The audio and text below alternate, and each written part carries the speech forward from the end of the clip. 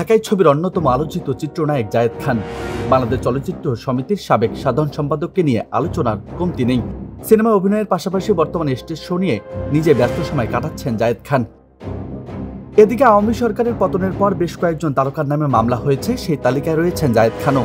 9 বছর আগে BNP chairperson Khaleda জিয়ার গাড়িবহরে হামলা চালিয়ে হত্যা চেষ্টার অভিযোগে চিত্রনায়ক জায়েদ খান, অভিনেতা শাহরিয়ার নাজিম জয় ও সাজু খাদেম সহ 50 জনের বিরুদ্ধে মামলা হয়েছে।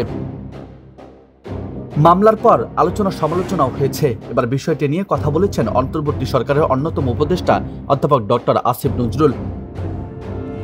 সম্প্রতি নিউ ইয়র্ক ভিত্তিক একটি গণমাধ্যমে ঠিকানায় খালেদ মহিউদ্দিন নামে অনুষ্ঠানে ডক্টর আসিফ নজরুলের কাছে এক প্রশ্ন জানতে চাওয়া হয়, আগের আমলের মতো এবারও অদ্ভুত মামলা, গায়েবী মামলা হচ্ছে কিনা।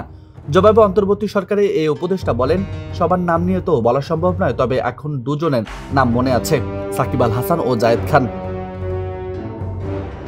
এ সময় ডক্টর আসিফ নজরুল বলেন, এখানে একটি বিষয় বুঝতে হবে, মামলা করা সবার নাগরিক অধিকার, সব মামলাই কিন্তু ব্যক্তিগতভাবে হয়েছে। এসব পুলিশ করলে তা রাষ্ট্রীয় হতো। ওনাদের ক্ষেত্রে গ্রেপ্তারের চেষ্টা করা হয়েছে, গ্রেপ্তার হয়নি। এফআইআর মানে গ্রেপ্তার নয়, পুলিশ ক্রেডিবল কিছু না পেলে গ্রেপ্তার করবে না, এটা নিশ্চিত। মামলার অভিযোগে বলা হয়, 2015 সালে 20 এপ্রিল নির্বাচনী প্রচারের সময় বিএনপি কার্যালয়ের সামনে আয়োজিত পথসভায় বেগম খালেদা জিয়াকে হত্যার উদ্দেশ্যে আসামিরা অস্ত্র নিয়ে তার গাড়িবহরে হামলা চালান। গাড়িবহরে 12 থেকে 14টি গাড়ি ভাঙচুর করা হয়। 4টি মোটরসাইকেলে আগুন দেওয়ার পাশাপাশি নেতাকর্মীদের বেধড়ক মারধর করা হয়।